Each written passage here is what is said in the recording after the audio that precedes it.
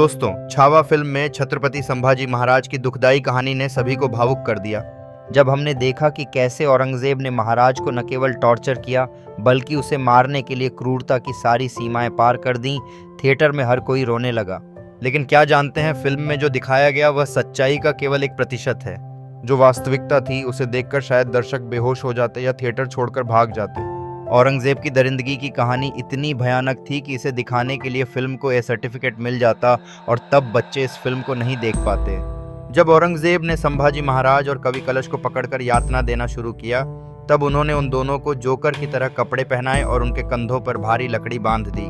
उनके हाथ और पैर लोहे की बेड़ियों से बंधे हुए थे और फिर ऊंट पर बांधकर पूरे शहर में घुमाया गया। इस दौरान उन्हें पत्थरों से मारा गया। जब महाराज और कवि कलश को बादशाह के सामने लाया गया तो वे खून से लथपथ थे। उनकी आंखों में तपती लोहे की सलाई डाली गई, जिससे उनकी आंखें फूट गईं। यह सब एक दिन का काम नहीं था, बल्कि 40 दिनों तक यह यातनाएं लगातार जारी रहीं। जब उनकी जीभ काट दी गई तब उनके हाथ भी काट डाले गए और अंततः उनके पैर भी काट दिए गए। इतने सारे दर्द सहने के बाद भी संभाजी महाराज ने अपनी आत्मा को कभी नहीं झुकने दिया।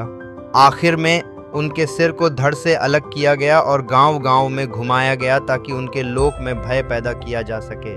उनके शरीर के टुकड़े टुकड़े कर नदी के किनारे फेंक दिए गए। यह सज़ा इतनी भयानक थी कि दुनिया में शायद ही किसी अन्य शासक के साथ ऐसा व्यवहार किया गया हो। ये बात इसलिए ज़रूरी है कि आज भी कुछ लोग औरंगजेब और मुगलों के पीछे चलते हैं। उन्हें समझना चाहिए कि वो क्या थे और उनका असली चेहरा क्या था। लेकिन सच तो यह है कि छत्रपति संभाजी महाराज का नाम हमेशा लोगों के दिलों में जीवित रहेगा।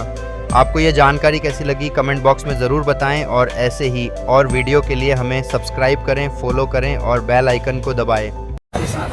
इस्लाम कबूल करो, जो कि औरंगजेब संभाजी 1000 बार जिएगा, 1000 बार मरेगा, मगर हिंदू धर्म नहीं छोड़ेगा।